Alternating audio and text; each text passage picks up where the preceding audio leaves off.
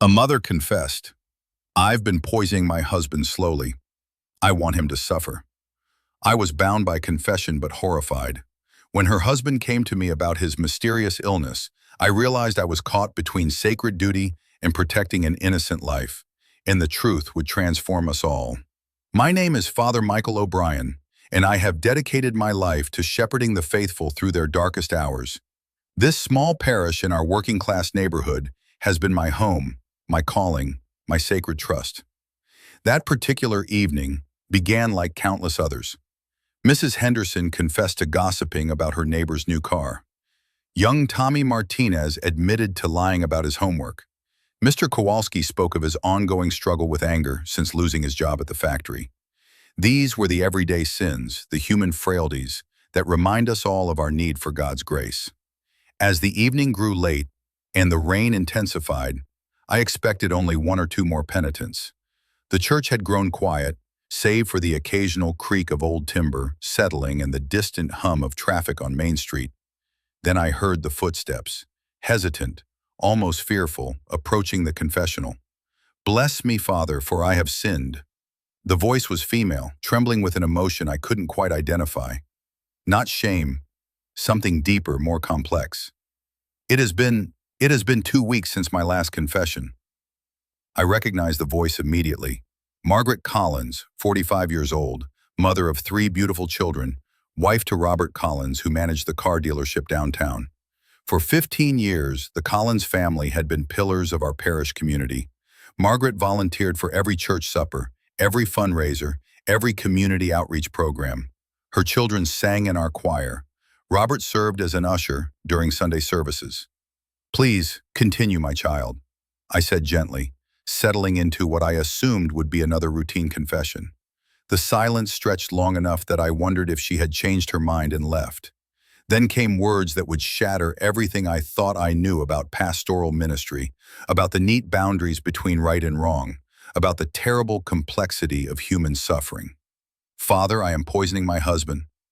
The words hung in the air like incense, heavy and inescapable. My breath caught in my throat. In 25 years of hearing confessions, nothing had prepared me for this moment. "I add small amounts of rat poison to his food each day," she continued, her voice growing steadier, more resolute. "Not enough to kill him quickly. I want him to suffer the way he has made me suffer, the way he has made our children suffer." My hands, folded in prayer, began to tremble. The familiar rhythm of confession, sin, counseling, penance, absolution, had suddenly become a labyrinth with no clear path forward. Every instinct as a human being screamed that I needed to act, to warn Robert, to contact authorities. But the sacred seal of confession bound me as surely as chains. "Margaret," I whispered, struggling to maintain my pastoral composure, "what you're telling me, do you understand the gravity of what you're saying?" "I understand perfectly, Father." Her voice carried a coldness I had never heard before. "For years, I prayed for God to change him. I prayed for strength to endure. I prayed for my children to be protected from his cruelty. But God remained silent, and Robert grew worse. My child, there are other ways." "No." The word cut through the sacred space like a blade. "You don't understand what it's like to watch your children flinch when their father comes home.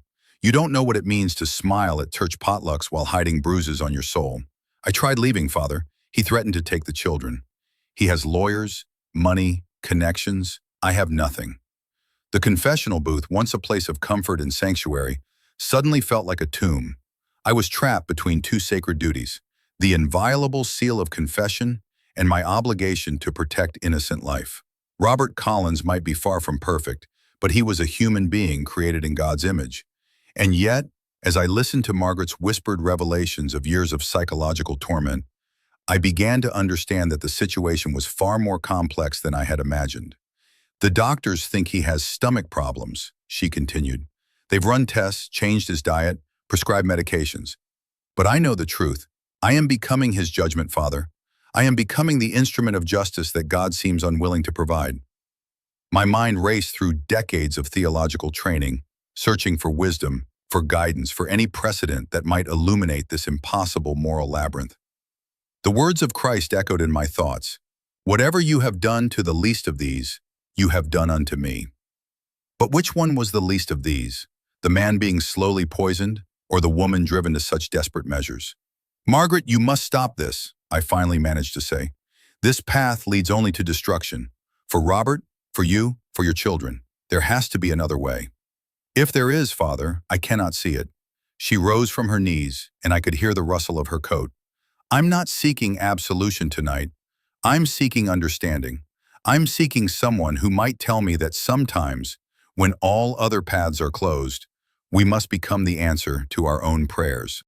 And then she was gone, leaving me alone in the confessional with the weight of her terrible secret pressing down upon my shoulders like a stone.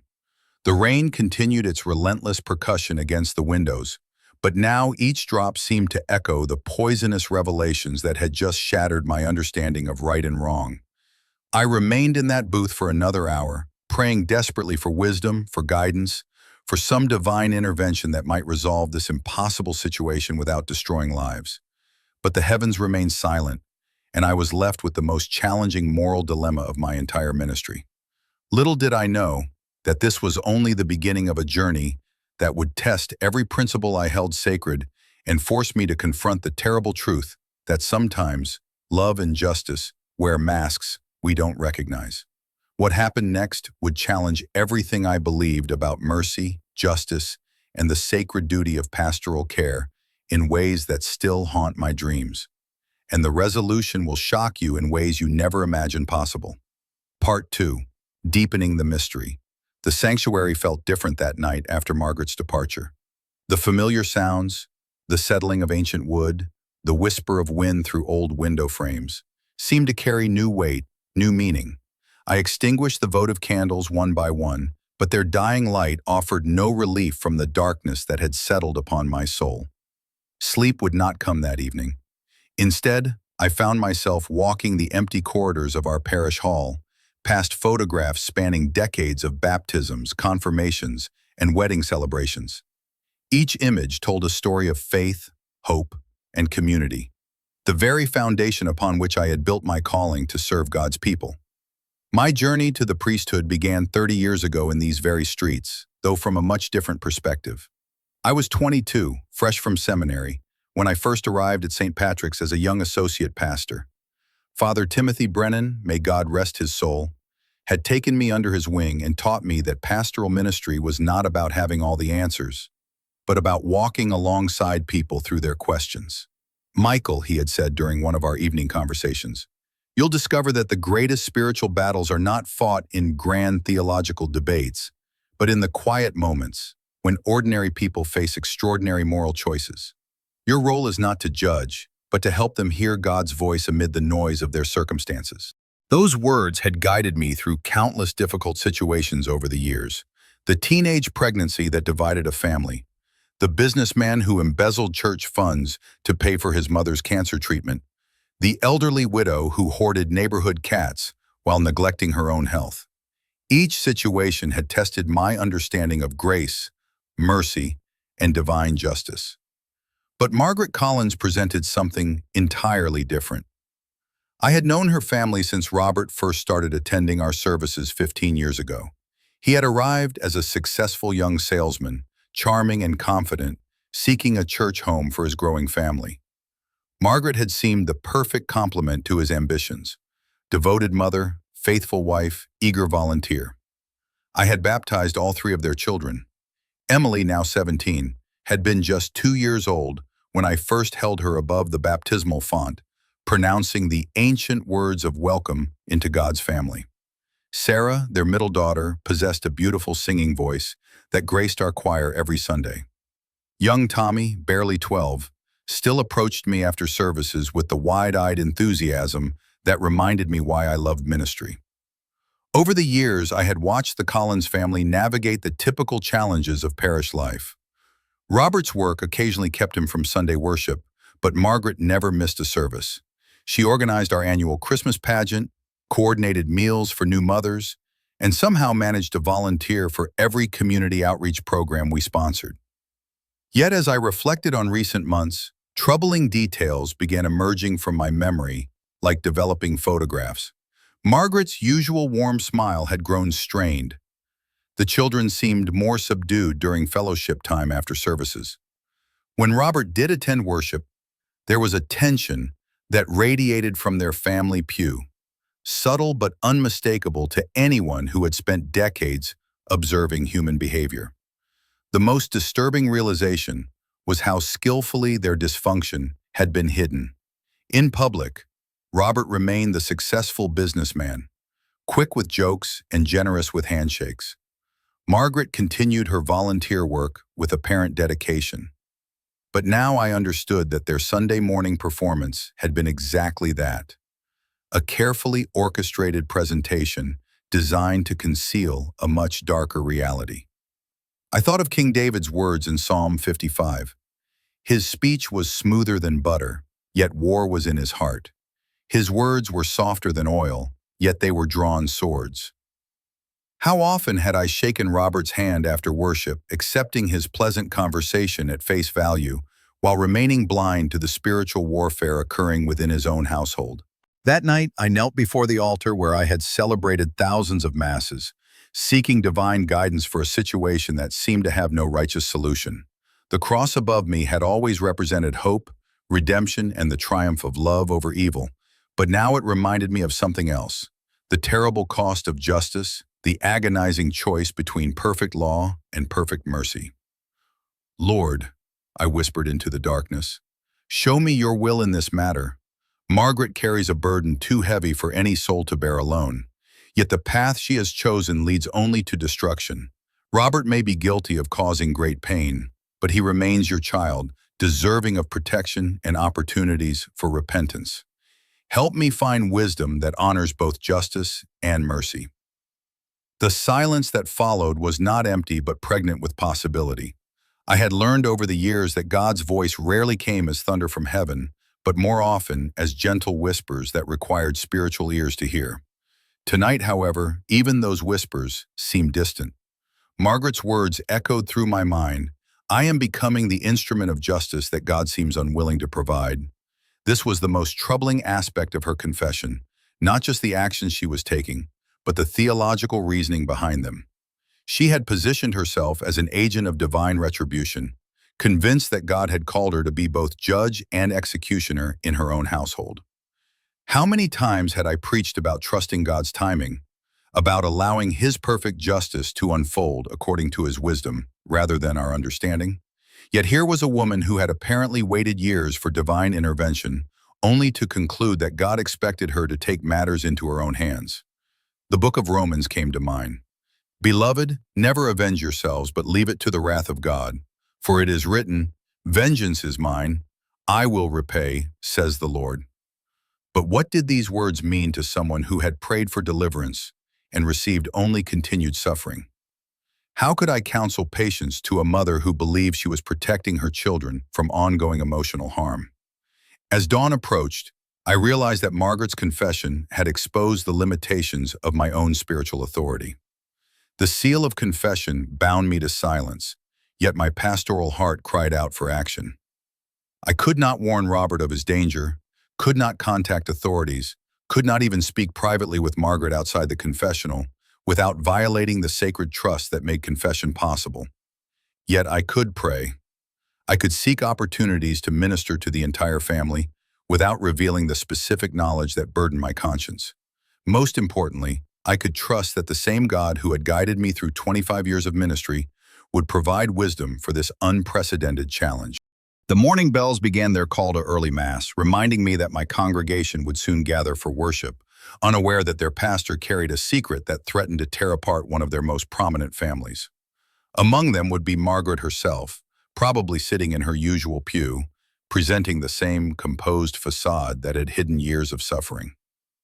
Little did I know that before the week was over, Robert Collins himself would seek me out for a private conversation that would make Margaret's confession seem like only the beginning of a much larger and more complex spiritual crisis. What he was about to reveal would turn everything I thought I knew about this family completely upside down and force me to question whether the woman I considered a potential victim might actually be something far more dangerous than I ever imagined. Part 3. Expanding the conflict. Sunday morning arrived with the kind of crisp autumn sunshine that should have filled my heart with joy. Instead, as I prepared for the 10 o'clock service, Margaret's confession weighed upon me like a stone garment that grew heavier with each breath. I had spent 2 sleepless nights wrestling with prayer, seeking divine guidance that seemed as distant as the stars. Standing at the altar, I watched my congregation file into the sanctuary with their familiar Sunday rituals. The Henderson family claimed their usual spot in the third pew. Mrs. Patterson adjusted her hearing aid while settling into her customary seat near the front. Young couples corralled their children with practiced efficiency. Then I saw them, the Collins family, walking down the center aisle with the same composed dignity they had displayed for 15 years. Robert looked pale and slightly thinner than I remembered, though his smile remained firmly in place as he shook hands with fellow parishioners. Margaret followed a step behind, her face a mask of serene devotion that now struck me as heartbreakingly tragic. Emily, their eldest daughter, walked with the careful grace of 17-year-old self-consciousness, but something in her posture caught my attention. Her shoulders carried a tension that seemed too mature for her age, and when she glanced toward her father, I noticed a flicker of something that might have been fear.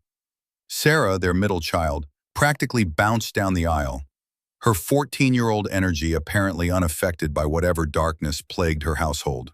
Yet when Robert placed his hand on her shoulder, in what appeared to be a loving gesture, I saw her subtly pull away. Such a small movement that I might have dismissed it before Thursday evening, but now it felt significant. Tommy, barely 12, clung to his mother's hand with an intensity that spoke of need rather than simple affection. When they reached their pew, he positioned himself as far from his father as the narrow space allowed. As I began the opening hymn, I found myself studying the family with new eyes. How many Sundays had I looked upon this scene and seen only the picture of faithful prosperity? How many times had I used them as an internal example of successful Christian family life? The irony cut deep. Here was Margaret sitting in God's house while carrying out a plan of slow execution against her husband. Here was Robert singing praise songs while apparently inflicting the kind of emotional damage that had driven his wife to such desperate measures. Here were 3 innocent children, trapped in a web of deception that none of the adults around them seemed capable of addressing. During my sermon on forgiveness and reconciliation, chosen weeks earlier, before Margaret's confession, had turned such themes into personal torment, I watched the family's reactions with painful attention. Margaret listened with apparent devotion, but her hands twisted her wedding ring in continuous nervous circles.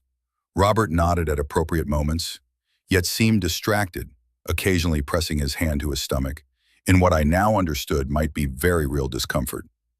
It was Emily who troubled me most. At one point during my discussion of Christ's teaching about turning the other cheek, she looked directly at me with an expression that seemed to plead for understanding. When I spoke about the courage required to seek help in difficult situations, tears gathered in her eyes before she quickly looked away. After the service during the usual fellowship time in our parish hall, I noticed other troubling details that had previously escaped my attention. Margaret's friend, Linda Hawkins, approached her with obvious concern. "Margaret, dear, you look exhausted," Linda said, placing a gentle hand on her friend's arm. "Are you taking care of yourself?" "Oh, you know how it is," Margaret replied with a practiced laugh. "Robert's been under the weather lately, and I've been playing nurse. You know how men are when they're sick." "Perhaps you should have Dr. Williams take a look at him," suggested Tom Morrison, Robert's golf partner. "You've mentioned his stomach troubles before. Could be something serious." Robert's response was immediate and sharp. "It's nothing that rest and proper home cooking can't cure. Margaret's been taking excellent care of me." His smile never wavered, but there was something in his tone that made Margaret visibly flinch. I watched this exchange with growing horror. Was Robert genuinely unaware of what was happening to him, or was this part of some larger dynamic that I couldn't yet understand? The casual way they discussed his illness in public suggested a situation that had been developing for weeks, possibly months. Later, as families began departing for their Sunday afternoon activities, young Tommy Collins approached me with the kind of urgent energy that children possess when wrestling with adult mysteries they can't quite comprehend. "Father Michael," he said, tugging on my vestments, "can I ask you something?" "Of course, Tommy. What's on your mind?" He glanced around to ensure we were alone, then whispered, "When people get sick, is it because they did something bad?" The question struck me like a physical blow. "What makes you ask that, son?" "Well, my dad's been really sick lately, and Mom keeps saying that sometimes people get what they deserve, but then she gets sad when she says it, and I don't understand." I knelt to meet his eye level, struggling to find words that might comfort him without revealing the terrible knowledge that burned in my conscience. "Tommy, sickness isn't punishment for being bad. Sometimes people get sick for reasons we can't understand. What's important is that we take care of each other and trust God to help us through difficult times." "But why won't Dad go to the doctor? Mom wants him to, but he says doctors don't know anything." Before I could respond, Robert's voice called from across the hall, "Tommy, come along, son. We need to get home." As the boy ran to his father, I was left with another piece of a puzzle that grew more disturbing with each revelation. If Margaret wanted Robert to see doctors, but he was refusing medical attention, then perhaps her poisoning represented a more complex manipulation than simple revenge. That afternoon, I canceled my usual Sunday rest and instead walked the neighborhood streets where many of my parishioners lived. I told myself I was making pastoral visits, but truthfully, I was searching for clarity in a situation that seemed to grow more complex with each new detail. I passed the Morrison house, where Tom was washing his car while his wife tended their garden. A normal Sunday afternoon scene that now reminded me how much of human suffering remains hidden behind carefully maintained appearances. At the corner market where I often stopped for evening newspapers, I encountered Ruth Peterson, one of our most dedicated volunteers. She seemed eager to share recent observations about the Collins family. "Father Michael, I've been meaning to ask, is everything all right with Margaret? She's seemed so stressed lately during our committee meetings, and poor Robert looks absolutely terrible. I saw him at the pharmacy last week, and he could barely stand upright." Each casual comment felt like another weight added to an already crushing burden. How many people in our congregation had noticed changes in the Collins family? How many well-meaning friends were unknowingly witnessing a slow-motion tragedy that I was powerless to prevent? That evening, I knelt again before the altar, but this time my prayers felt different. No longer was I simply seeking guidance for Margaret's confession. Now I was grappling with the realization that this situation involved an entire community of faithful people who trusted me to protect them from exactly this kind of hidden danger. "Lord," I whispered, "show me how to shepherd this flock when the wolves may be among the sheep, and I cannot speak the words that might save them." The answer that came was not the divine revelation I had hoped for, but rather the sound of footsteps approaching the church entrance. When I turned, I saw a figure silhouetted against the stained glass, someone seeking late evening guidance, who would soon provide information that would make everything I thought I knew about the Collins family seem like child's play. What this unexpected visitor was about to reveal would expose a web of deception so intricate and shocking that it would leave me questioning whether anyone in this drama was truly innocent, and force me to make decisions that would haunt me for the rest of my ministry. Part 4. Moral Dilemma and Escalation. The unexpected visitor that Sunday evening turned out to be Victoria Stone, a woman I had never seen before in our parish. She appeared to be in her early 30s, professionally dressed despite the late hour, with the kind of nervous energy that suggested she had wrestled with her decision to come here for quite some time. "Father O'Brien?" she asked hesitantly as I approached the church entrance. "I'm sorry to disturb you so late, but I need to speak with someone who understands about confidentiality and moral guidance." I invited her into my office, noting how she glanced around nervously before settling into the chair across from my desk. Her hands trembled slightly as she spoke. "My name is Victoria Stone. I work with Robert Collins at the dealership." She paused, seeming to gather courage. "Father, I'm not Catholic, but I've heard you're someone people trust with difficult situations. I think Robert might be in serious danger, and I don't know what to do." My heart hammered against my ribs, but I maintained the calm demeanor that years of pastoral care had taught me. "What kind of danger, Miss Stone?" "He's been getting sicker every week. Stomach problems, fatigue. Sometimes he can barely stand. But here's what worries me most. He's been talking about changing his will. about concerns that his wife might be trying to hurt him financially. He even asked me to witness some legal documents. Victoria shifted uncomfortably in her chair. Father, Robert has told me things about his marriage that, well, they paint a very different picture than what people see at church. He says Margaret has been acting strangely, that she seems almost pleased when he feels sick. He's starting to suspect she might be putting something in his food. The irony was devastating. Robert was beginning to understand his danger, yet I could not warn him, could not confirm his suspicions, could not offer the protection that might save his life. The seal of confession bound me to silence, even as this woman unknowingly described the very scenario Margaret had confessed. What exactly is Mr. Collins asking you to do? I managed to say. He wants me to help him gather evidence. He's even suggested installing cameras in his kitchen. But Father, if his suspicions are wrong, this could destroy his family.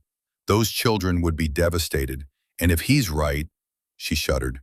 I can't be part of exposing something this horrible without being absolutely certain. Over the following days, the situation spiraled toward crisis with terrifying speed. Tuesday morning brought me face to face with young Emily Collins, who approached me after the early mass with tears streaming down her face. Father Michael, I need to talk to someone. My parents, something terrible is happening at home. We sat in the front pew, empty except for elderly Mrs. Chen, who was saying her morning rosary in the back corner. Emily's words came in whispered rushes, as if speaking quietly might somehow make them less real. Dad keeps getting sicker, but he won't go to the doctor. He says doctors just want his money. And Mom, she's acting so strange. She makes his meals separately from ours now, says it's because of his delicate stomach. But Father, she watches him eat with this look in her eyes that scares me. Emily, have you tried talking to your parents about your concerns? I tried talking to Mom last week. She got angry and said I was imagining things, that the stress of Dad's illness was making me paranoid. But Father, I'm not imagining the way she smiles when he doubles over in pain. I'm not imagining how she started hiding things from us kids. The next revelation nearly stopped my heart entirely. Last night, I heard them arguing in the kitchen. Dad said he knew she was doing something to make him sick. Mom started crying and said maybe he deserved to know how it felt to suffer. Then she said something that terrified me. She said the children would be better off without him. Emily grabbed my hand with desperate intensity. Father, what if Mom is really trying to hurt Dad? What if she's so angry about their problems that she's lost her mind? I love my mother, but I'm scared of what she might do. And I'm scared for Tommy and Sarah because they don't understand what's happening. That afternoon, I received a phone call that pushed the situation beyond any hope of quiet resolution. Dr. Williams from our local hospital requested an immediate meeting about a pastoral care situation involving one of my parishioners. Father O'Brien, I need to discuss Robert Collins with you. He was brought to the emergency room this morning after collapsing at work. Our tests show elevated levels of several toxic substances in his blood, levels that suggest ongoing exposure rather than accidental ingestion. My mouth went dry. What are you saying, doctor? I'm saying that Mr. Collins appears to be the victim of deliberate poisoning. We're required to report this to the police, but before we do, I wanted to consult with you. The family has been asking for spiritual guidance, and I know you've been their pastor for many years. Is there anything you can tell me that might help us understand this situation? The walls of my office seemed to close in around me. Here was the moment I had dreaded since Margaret's confession. The point where my silence might directly contribute to ongoing harm, where the sacred seal of confession collided head-on with my duty to protect innocent life. Doctor, you know I can't discuss the private spiritual matters of my parishioners, but I will say this. Please ensure that Mr. Collins receives every protection while he's in your care.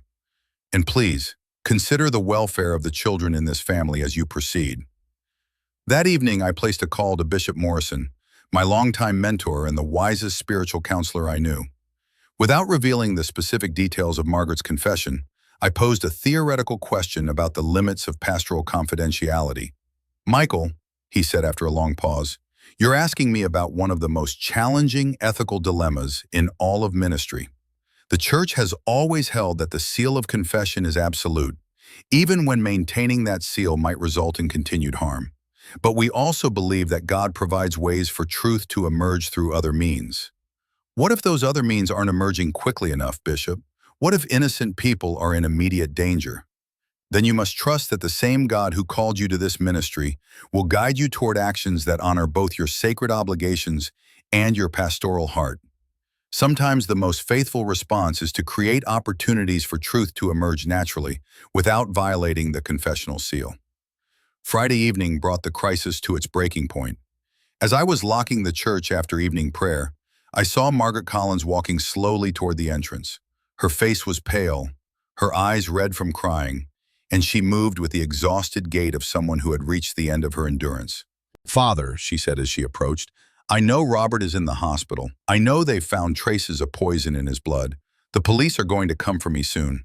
We entered the sanctuary together, sitting in the same pew where Emily had poured out her fears just days earlier. "I can't continue this charade," Margaret whispered. "The children are terrified. Emily keeps asking questions I can't answer. And now I think Robert suspects the truth. He's been looking at me with such hatred, such fear. I thought I wanted him to suffer, but seeing him this afraid, it's not bringing me the satisfaction I expected." "Margaret, you can still make this right. You can still choose a different path." "Can I, Father? If I confess to the police, I'll go to prison. My children will be left with a father who—" She stopped herself, as if suddenly remembering that she had never told me the specific reasons for her actions. "A father who what, Margaret?" She looked at me with surprise, as if wondering how much I already knew or suspected. Then, with the exhaustion of someone who had carried too many secrets for too long, she began to speak. "A father who has spent years breaking their spirits the same way he broke mine. A father who—" Her voice dropped to barely a whisper. "Father, there are things about Robert that even his closest friends don't know. Things that would make people understand why I felt I had no choice." As Margaret began to reveal the full scope of the darkness that had driven her to such desperate measures, I realized that everything I thought I knew about this family was about to be turned completely upside down. What she told me next would force me to question not just the nature of justice and mercy, but whether the man lying in that hospital bed deserved the protection I had been so desperately trying to provide. And the truth would be more twisted and shocking than anything I could have possibly imagined. Part 5, the critical point. Margaret's whispered revelations about Robert's true nature had shaken me to my core. But what happened the following Monday morning would push our crisis far beyond anything I could have imagined. As I was preparing for the weekly staff meeting, my secretary knocked urgently on my office door. "Father O'Brien, there's a detective here to see you. He says it's about the Collins family."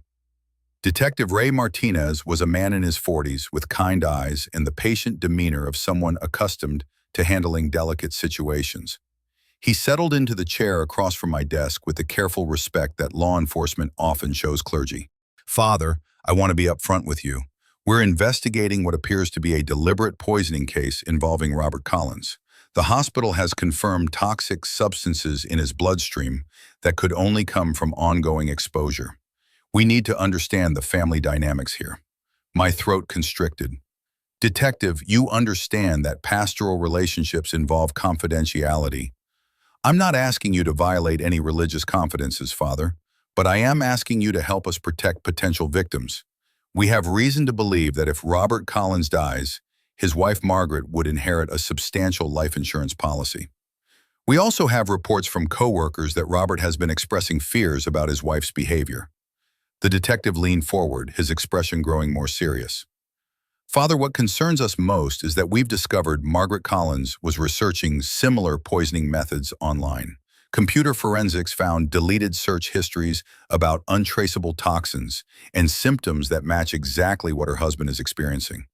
Each word hit me like a physical blow. Margaret hadn't just confessed to poisoning Robert, she had been planning it methodically, researching methods, calculating outcomes. This wasn't a crime of passion, but a carefully orchestrated execution. "There's something else," Detective Martinez continued. "We've learned that Margaret recently increased Robert's life insurance policy without his knowledge. She forged his signature on the documents. We're looking at a premeditated murder case here, not a domestic dispute that got out of hand." Before I could respond, my phone rang. The caller ID showed the hospital's number. "Father O'Brien, this is Dr. Williams. We have an emergency situation. Robert Collins has taken a turn for the worse. His organs are beginning to fail and we're not sure we can reverse the damage. More urgently, his wife has been here every day, insisting on bringing him homemade meals despite our medical nutrition plan. We've had to post security to prevent her from accessing his room unsupervised. The detective was watching my reaction carefully.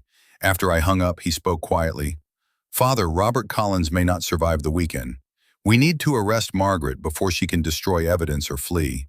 But we're hoping someone who knows this family might help us understand her motivations, might even convince her to confess voluntarily." "Why would that matter if you already have evidence?" "Because of the children, Father. If this goes to trial, those 3 kids are going to hear every horrible detail about their mother's actions and their father's suffering. Emily is 17, old enough to understand exactly what happened. The younger ones will carry this trauma for the rest of their lives." As the detective left, I sat alone in my office, overwhelmed by the magnitude of what was unfolding. Margaret hadn't just poisoned her husband, she had methodically planned his murder while maintaining the facade of a caring wife and devoted mother. The woman who organized our Christmas pageants, who volunteered for every charity drive, who seemed to embody Christian service, had been living a double life of calculated evil. But even as I grappled with this revelation, Emily's words echoed in my memory. The children would be better off without him. What had Robert done to his family that Margaret believed murder was justified? What secrets had she alluded to that I still didn't fully understand? That evening, I remained in the church long after evening prayers, kneeling before the altar in the kind of desperate spiritual wrestling that reminded me of Jacob's struggle with the angel. The weight of carrying Margaret's confession while watching her methodically continue her plan had pushed me to the breaking point. "Lord," I prayed, "show me the path between justice and mercy. Show me how to protect the innocent without betraying the sacred trust of confession. Show me how to serve you faithfully when every choice seems to lead to suffering." Around midnight, as I knelt in the darkness, broken only by the sanctuary candles, I heard the church door open. Footsteps approached slowly, and I turned to see a figure I hadn't expected. Young Tommy Collins, still in his pajamas and winter coat, tears streaming down his face. "Father Michael," he whispered, "I need help. Something terrible is happening at home." I gathered the 12-year-old boy into the front pew, wrapping my arms around his shaking shoulders. "Tommy, what are you doing out so late? How did you get here?" "I walked. Mom thinks I'm asleep, but I heard her on the phone. She was talking to someone about Dad's life insurance money, about how she just needed to wait a little longer. Father, I think my mom is the reason Dad is so sick." The innocence in his voice, the confusion and terror of a child who is beginning to understand that his mother might be a killer, broke something fundamental inside me. This boy had walked 2 miles in the cold to find sanctuary, to find someone who might protect him from a truth too horrible for a child to carry alone. "Tommy, you're safe here. We're going to figure this out together." "Father, there's something else. I found some bottles hidden in Mom's closet. They had skull pictures on them, like the poison signs we learned about in school. And I saw her putting powder in Dad's food when she thought nobody was looking." As Tommy spoke, I realized that God had provided the answer to my prayers in the most heartbreaking way possible. The truth was emerging through other means, just as Bishop Morrison had suggested. This child's testimony, given freely and without any violation of confessional secrets, could provide the evidence needed to stop Margaret before she completed her plan. But as I held Tommy close and prepared to call Detective Martinez, one final shock awaited me. The church door opened again, and Margaret Collins stepped into the sanctuary. Her face was wild with panic, her hair disheveled, and in her hands she carried what appeared to be the same poison bottles Tommy had described. "Tommy!" she called out, her voice echoing through the sacred space. "Tommy, come here right now. We need to go home." As mother and son faced each other across the aisle of our church, with the evidence of her crimes literally in her hands and her terrified child seeking sanctuary at the altar, I knew that the next few minutes would determine the fate of an entire family. The confrontation that was about to unfold in God's house would reveal the final, most shocking truth about the Collins family, and what Margaret said next would make everything we thought we knew about this case seem like a children's fairy tale compared to the stunning reality that was about to be exposed. Part 6. Revelation and Confrontation. The silence in the sanctuary stretched like a held breath as Margaret stood frozen in the doorway, the poison bottles trembling in her grip. Tommy pressed closer to my side, his small body shaking with fear as he witnessed his mother's descent into what could only be described as complete breakdown. "Margaret," I said softly, rising slowly from the pew while keeping one protective hand on Tommy's shoulder. "Put those down. Let's talk about this."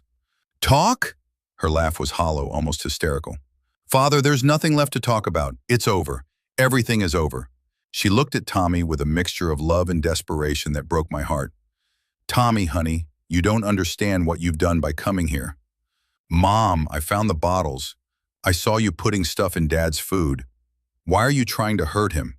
Margaret's face crumpled, and for a moment I saw not a calculated killer, but a broken woman who had been pushed beyond her limits. She sank into the back pew, the poison bottles clattering to the floor. "Because, baby, your father isn't the man everyone thinks he is. He isn't the man I married. She stopped, looking at me with eyes full of anguish. "Father, you don't know what he's really done to us, what he's been doing for years." Before I could respond, the church doors burst open again. Detective Martinez entered with 2 uniformed officers, their presence immediately transforming our sacred space into a crime scene. "Mrs. Collins, we need you to step away from the child and place your hands where we can see them." As the officers moved toward Margaret, she suddenly stood and faced me directly. "Father, I need to tell you everything, all of it, before they take me away. You need to understand why I did what I did." "Margaret, anything you say now can be used against you in court. You should speak with an attorney." "No." Her voice carried a strange calm now, as if she had finally accepted her fate. "I need someone to know the truth. All of it. Not just about the poisoning, but about what drove me to it." Detective Martinez nodded to his officers to wait. Perhaps he understood, as I did, that this moment might be the only chance for the complete truth to emerge. "Robert has been blackmailing families in our community for over 5 years," Margaret began, her voice growing stronger. "He discovered that Dr. Peterson at the hospital had been falsifying paternity tests, taking bribes to hide affairs and illegitimate children. Instead of reporting it, Robert decided to use that information for his own profit." The words hit me like physical blows. Dr. Peterson had been a trusted member of our parish, a man who had delivered dozens of babies and helped countless families. And Robert had been using medical corruption for extortion. Robert would approach families where he suspected the husband wasn't the biological father. He'd offer to keep quiet for monthly payments. The Hendersons had been paying him for 3 years. The Kowalskis lost their savings. The Morrison family had to sell their house. Tommy looked up at me with confusion written across his young face. "What does that mean, Father Michael?" Margaret knelt beside her son, tears streaming down her cheeks. "It means Daddy was taking money from our friends by threatening to tell their secrets, bad secrets that would hurt their families. But honey," she continued, looking at Tommy with heartbreaking tenderness, "the worst part was what he was planning to do next. Last month he told me he was going to start targeting families with teenage children. He said young people's secrets were worth more money because parents would pay anything to protect their kids' futures." The implications made my stomach turn. Robert hadn't just been extorting families. He had been escalating toward targeting children, possibly including his own daughter's friends. "I tried to stop him," Margaret whispered. "I begged him to end it, threatened to leave him, even contacted a lawyer about divorce. But he said if I tried to leave or expose him, he would destroy every family in our church. He had files, Father, detailed files on dozens of our friends and neighbors." Detective Martinez stepped forward. "Mrs. Collins, are you saying you poisoned your husband to stop him from blackmailing members of your community?" "I poisoned him because he told me his next target was going to be Emily." Margaret's voice broke completely. "He discovered something about our daughter that he planned to use against other families. He was going to use his own child as leverage in his schemes." The sanctuary fell silent except for Tommy's quiet crying. I felt as though I was witnessing the collapse of everything I thought I understood about good and evil, victim and perpetrator. "Mrs. Collins," Detective Martinez said gently, "we're going to need you to come with us now. We'll also need access to any files or evidence you mentioned." As the officers approached Margaret, she reached into her purse and pulled out a key. Father, this opens a safety deposit box at First National Bank. Box 247. Everything Robert collected is in there. Every family he hurt, every secret he planned to use. Please make sure Detective Martinez gets it. She kissed Tommy's forehead and whispered, I love you, baby. Remember that mommy was trying to protect you and your sisters. Sometimes grown-ups make terrible choices when they're trying to protect the people they love. As Margaret was led away in handcuffs, Tommy collapsed against me, sobbing with a kind of grief that only children can feel when their entire world shatters. Through the church windows, I could see neighbors gathering on the street, drawn by the police cars and flashing lights. Within hours, news of Margaret's arrest spread through our tight-knit community like wildfire. By evening, my phone was ringing constantly as church members struggled to understand how one of their most trusted families had been harboring such darkness. But the real shock came the next morning when Detective Martinez returned with the contents of Robert's safety deposit box. As suspected, he had been systematically blackmailing over 20 families in our parish. The files contained medical records, private photographs, financial documents, and other evidence of secrets that could destroy marriages, careers, and reputations. More disturbing was the discovery of Robert's expansion plan. Detailed notes about targeting teenage relationships, pregnancy scares, college admission fraud, and other vulnerabilities that could be exploited for profit. He had been building a criminal enterprise using our church community as his victim pool. The revelation transformed Margaret from a would-be murderer into something more complex, a woman who had chosen a terrible solution to stop an even more terrible problem. The community found itself grappling with questions that had no easy answers. Was Margaret a hero who sacrificed herself to protect others? Or was she a criminal who should have found another way? As I stood before my congregation that Sunday, looking out at faces marked by shock, confusion, and pain, I realized that my role as pastor had never been more crucial. These people needed spiritual guidance to navigate a moral landscape that defied simple categorization. Friends, I began, we have learned things this week that challenge everything we thought we knew about justice, mercy, and the complexity of human nature. We have discovered that someone we trusted was causing great harm, and that someone else we trusted chose a harmful way to stop him. But even as I spoke these words, preparing to guide my flock through the process of understanding and forgiveness, I had no idea that the most stunning revelation was yet to come, and what Robert Collins would say when he finally regained consciousness would rewrite everything we thought we knew about this family's tragic story. Part 7. Redemption and Wisdom. 3 months after Margaret's arrest, Robert Collins finally regained full consciousness in the hospital. What he told Detective Martinez and me during that first lucid conversation would forever change how I understood the mysterious ways that God works through even our darkest moments. Father, Robert whispered, his voice weak but determined, I need to confess something that will probably shock you more than anything Margaret did.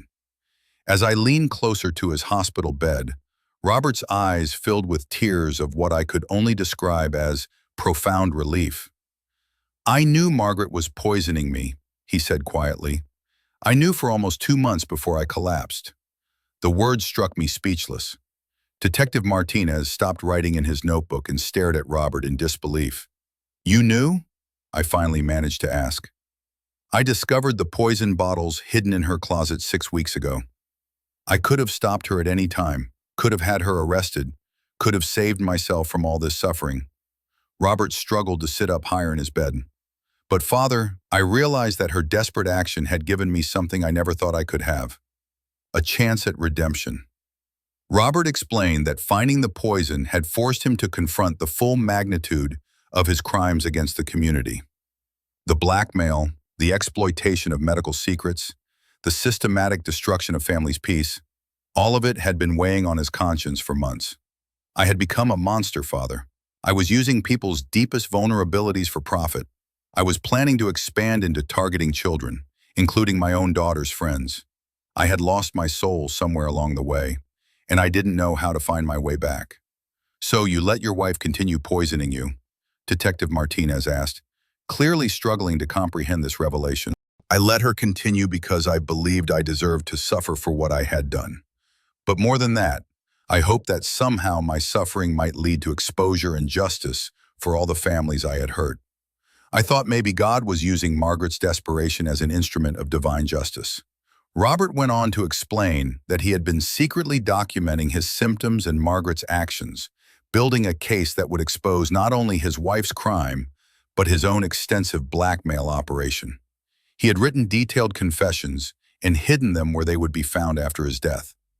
I thought I was going to die, Father, and honestly, I was ready to die if it meant my victims would finally get justice and my family could start over without the shadow of my crimes hanging over them. The profound irony wasn't lost on me. Margaret had been trying to kill Robert to stop his blackmail schemes, while Robert had been allowing her to kill him for exactly the same reason, to ensure that his crimes would be exposed and his victims would find justice. But God had a different plan. Robert continued, his voice growing stronger. He didn't want my death. He wanted my repentance. He wanted my life so I could spend it making amends. Over the following weeks, Robert began the long process of making restitution to every family he had harmed. With the help of our church's legal ministry, he liquidated his assets and returned money to his victims.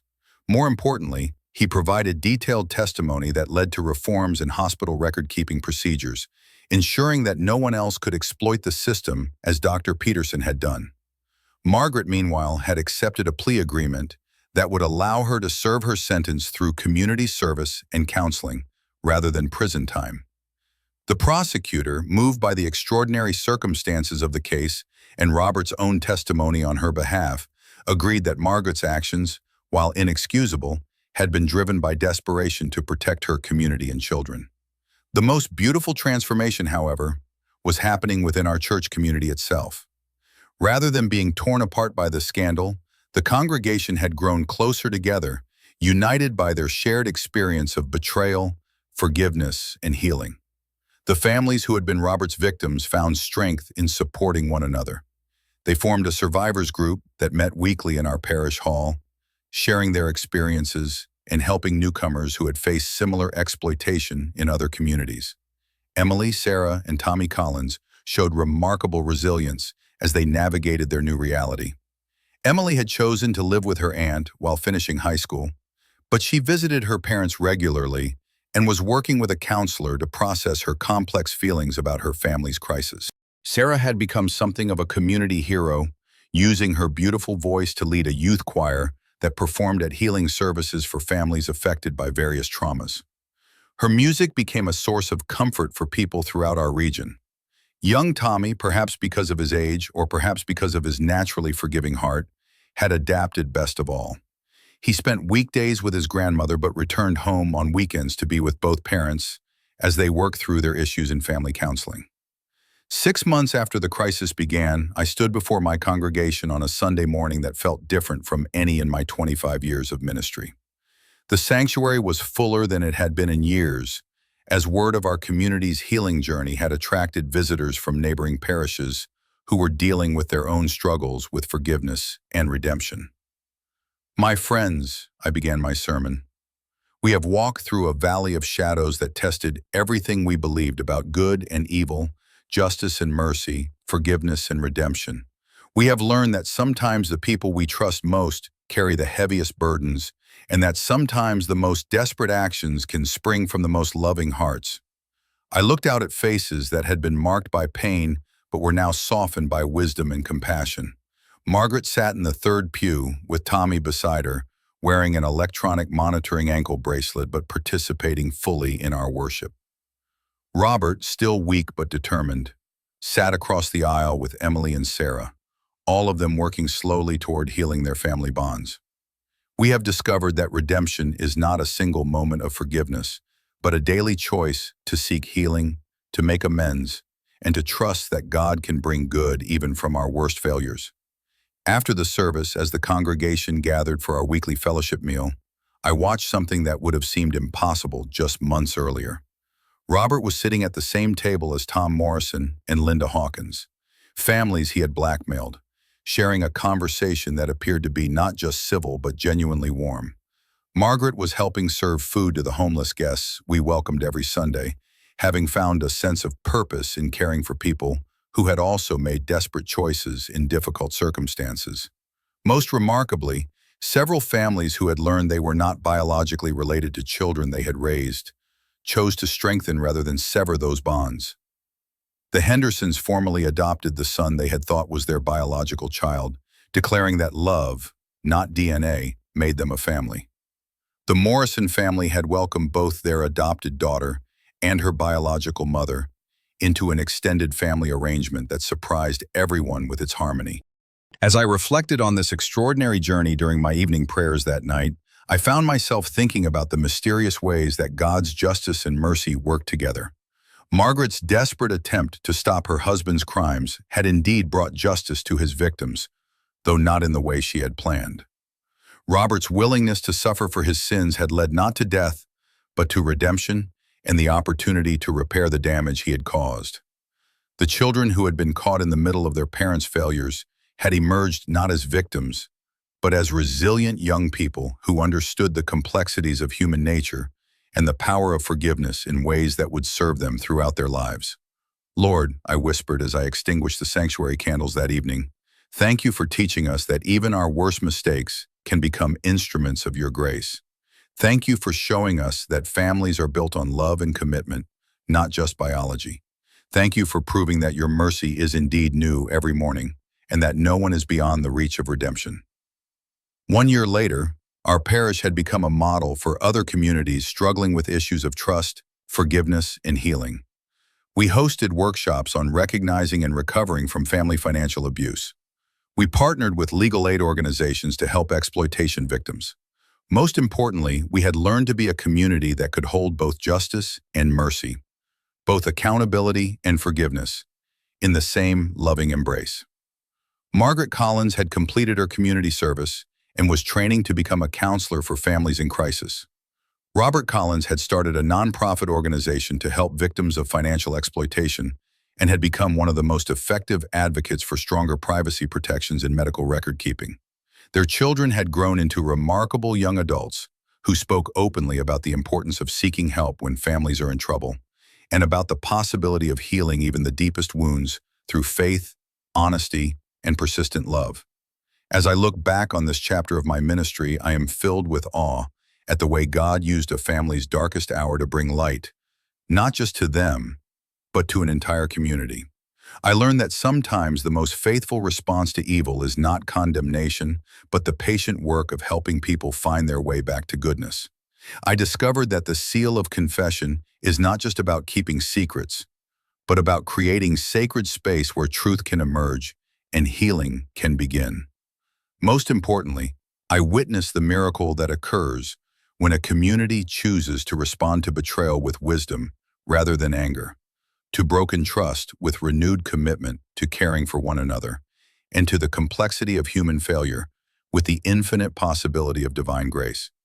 In the end, the Collins family crisis taught us all that the most powerful force in the universe is not human justice or human revenge, but the transforming love of God that can take even our worst decisions and weave them into a tapestry of redemption that surpasses anything we could have imagined.